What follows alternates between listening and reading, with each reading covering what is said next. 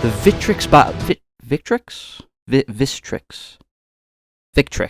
The Victrix Honour Guard. They not only serve their prime marks in battle as protectors, but also as counsel as well.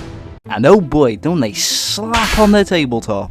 Now, I may not be a true veteran of the craft, but I feel like the tips and tricks that I have learned along the way have definitely helped me get some tasty results. Nice.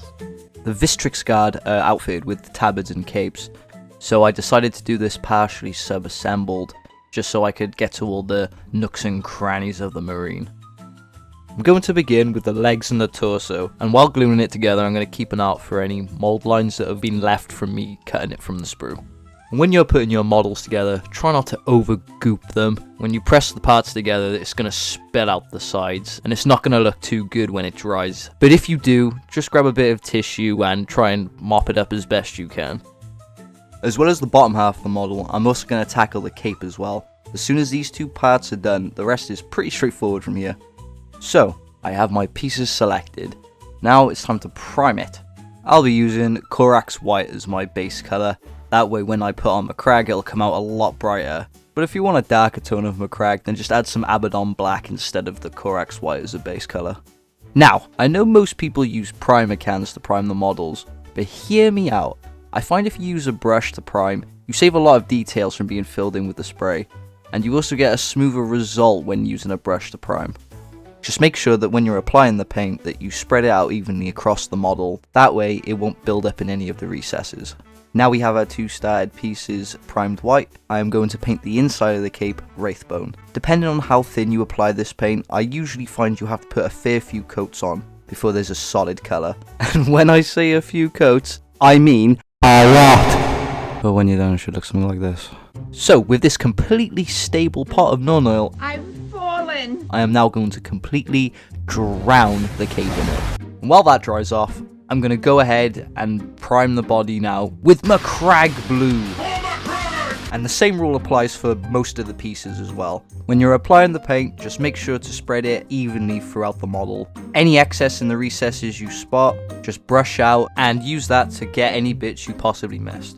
Now that we have a solid blue built up on the Marine, we can move on to Abaddon Black and pick out any under armor or armor pieces that are said color. Don't worry too much about going over what you've already done. Unless you have killer stability, you will inevitably paint over what you've already done. But we'll tackle that in what I like to call the cleanup stage. That's better. Next, the belt and tabard. I use Mournfang Brown for my belts, but Rhinox Hide is also good for them as well.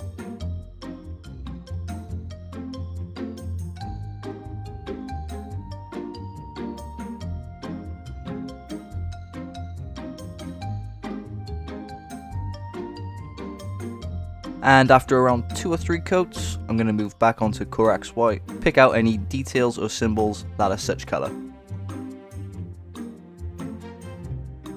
Now of course, I've made a mess. Oopsie. So I'm just going to quickly go back over what I wasn't supposed to do. And in doing so, mess up again.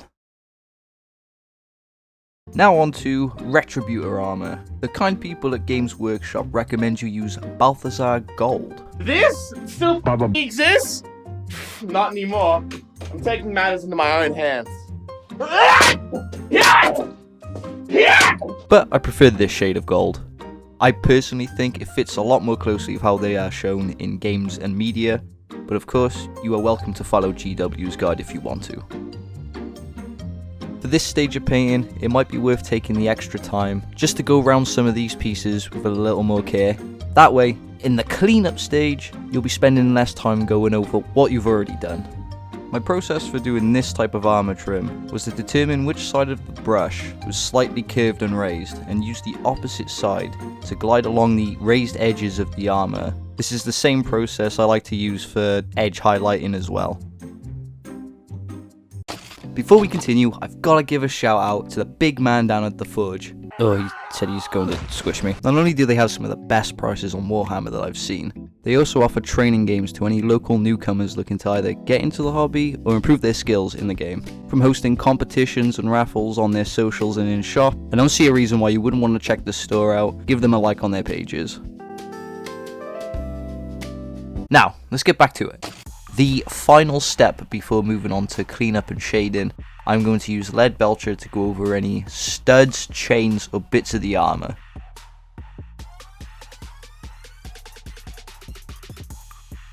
And now for my favorite bit, the cleanup stage. For me, this is probably the most rewarding and satisfying process of painting.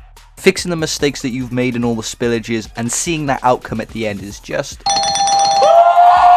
And now that our blue boy is primed and ready, it's time for some shading. It's back to ye old trusty Norn oil. Now there are two ways you can go about this.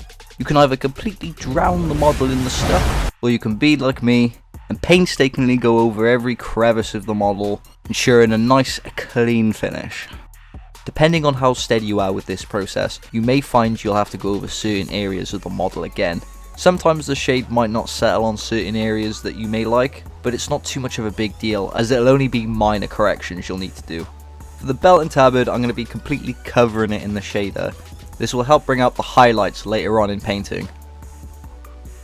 It has now been a decade and I have early onset arthritis, but hey, our blue boy is coming along nicely, and that means now it's time to finally apply the op with the While gluing on the cape, I'd recommend using this part of the model just to make sure that it's lining up correctly with how it's supposed to sit. That way you know it's going to dry in the correct place. While the cape is drying to the body, I am now going to base coat the connecting shoulder and cape piece.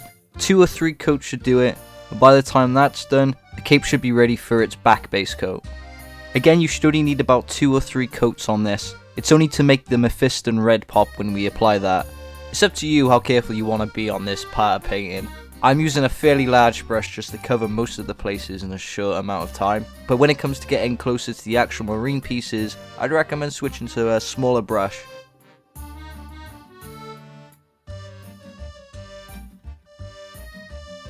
I will repeat this process on any of the cloth parts that we were using on the previous part of the model earlier, attempting to avoid any of the pieces that will be either gold, blue or white. As soon as I am done with that piece, I'm going to stick it all together. And now it's glued on there, I can paint the pauldron while I'm at it. Just doing my best to try and avoid the white outer pieces of the shoulder pad. Before I continue on with any more of the Victrix Guard, I'm going to prime and glue the arms and the other pauldron.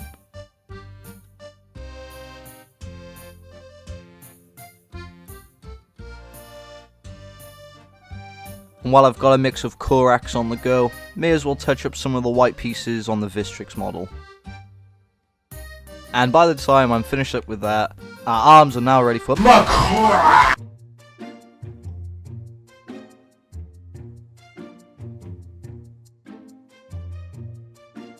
For the pauldron, again, I'm just going to do my best to try and avoid and spare any of the pieces that I want to be left white, so I won't have to go over it too much again when I do a bit of cleanup. After a few coats, okay, a couple more. Alright, a lot more. It feels like it never ends. Then finally, onto coating the under armor.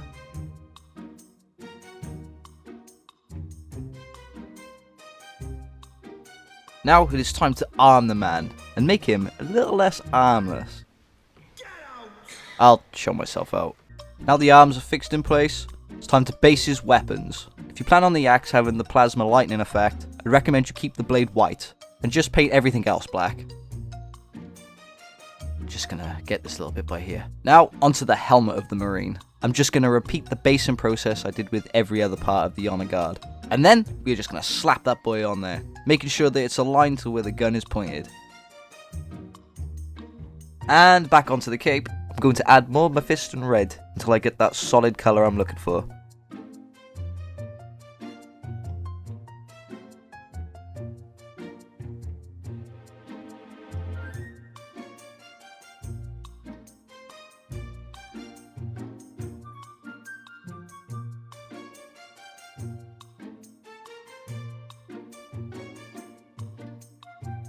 The way I tackle the lenses on the Marine is just by going yes and slopping it on there with the thinnest brush that I have. I'm not worried about being too clean with the process as I'm going to go over it later on anyway. Now with the back of the cape, you're going to want to do the same as you did with the front of the cape. The reason I do it this way is because the effect after it is dried gives off a random shaded effect, which I think is an easy way to pull off a cloak. And while that's drying, I'm going to start basing the silver parts of the weapons with lead belcher.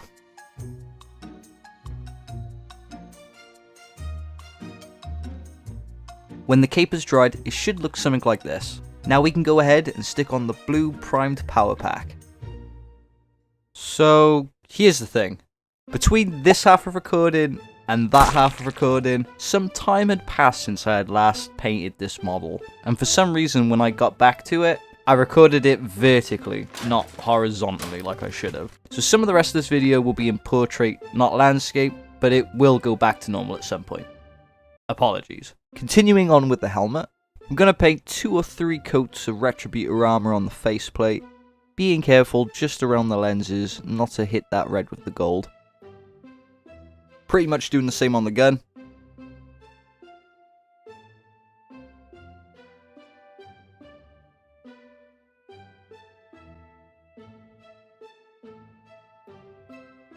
Onto the power pack, using the same technique I used earlier with the raised side of the brush, I'm going to gently glide across this armor trim on the top bit of the power pack.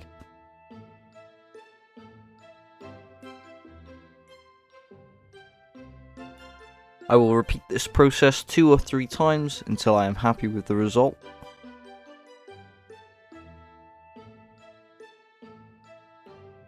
And while I have some gold still mixed up, I'm going to tackle the Ultramarine symbol on the battle axe. Now, the letters on the pauldron are kind of a tricky bitch. Using the raised side of the brush will somewhat help in painting this, but every time I've done it, I've inevitably just made a mess. Sometimes bad, sometimes not so. But shader helps hide a lot of the mistakes that were made. Depending on how careful you were in doing this process, depends on how much white you'll need to go back over later. And now, onto the vents and panels of the power pack. This is another stage in the painting process where you should probably be more careful when going over these parts. A few areas are a lot harder to correct than it's worth, so taking the extra time to be careful is definitely worth it in my opinion. We are at the final hurdle. Aside from the base and a few cleanups here and there, the Victrix Guard is nigh near complete. But of course, I have some mistakes to correct, and thankfully it's mostly in Macragge blue, so this will be a fairly simple process of just cleaning up what I shouldn't have overlapped.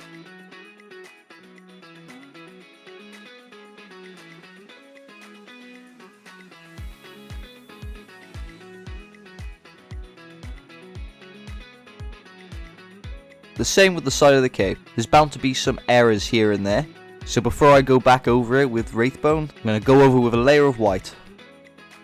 I'm not going to be too worried about overlapping the white with the red again. The highlights I'll do later should hopefully hide most of that anyway. For the bolt carbine, going back over that with a Mephiston red, carefully going around the symbol to avoid painting over it again.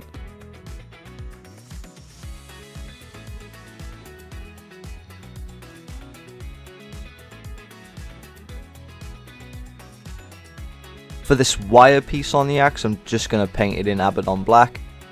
And while I'm at it, I'll do any corrections on the bolt gun that need to be done.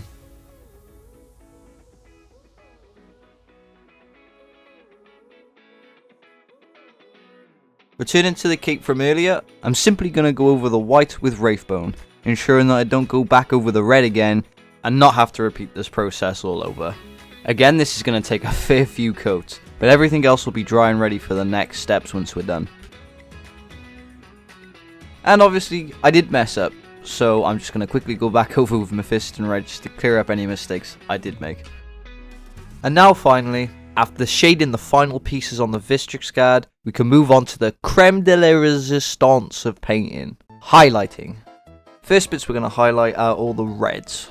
I'll be using Red Truth from Green Stuff World as my lighter shade. And using the technique from earlier, I'll just be applying red to any raised bits or edges of the model.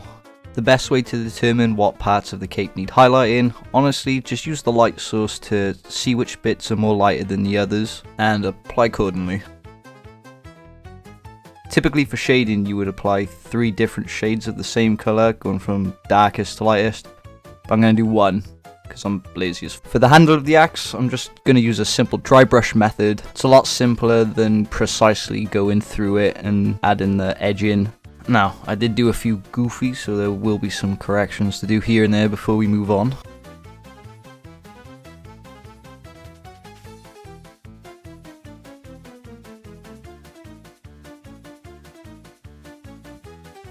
And now that's out of the way, we can move on to any silver highlights, which I will be doing with Quicksilver from Green Stuff World. I'm generally trying not to be too careful when highlighting the blade. The random brush strokes here and there will help with the shine effect. Same on the carbine, I'm generally trying not to worry about being too precise. I'll be going back over it later with Nuln Oil anyway.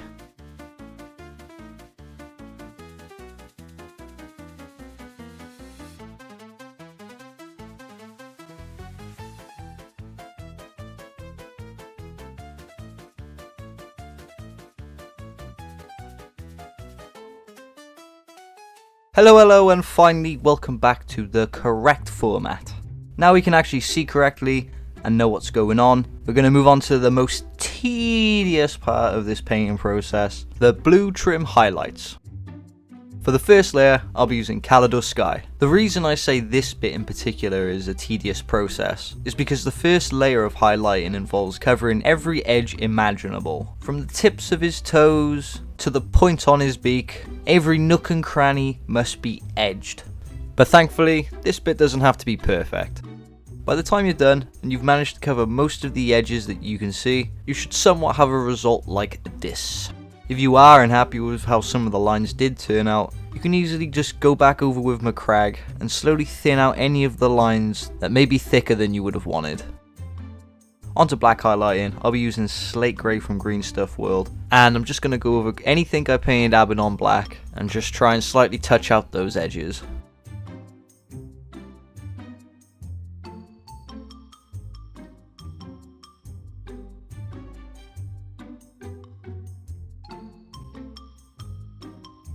I messed up pretty hard on the grip of the carbine, and that's something I'll probably correct off camera later on. I'll just use small amounts of Abaddon black to thin up the lines I did. Onto the final layer of blue highlights with Fenrisian Grey. You're going to want to be extra careful and apply very thinly on this process. Using a highlight brush or a brush that's very similar will indeed make it a lot more simpler, but honestly practice will be the key in pulling off this final stage of highlighting.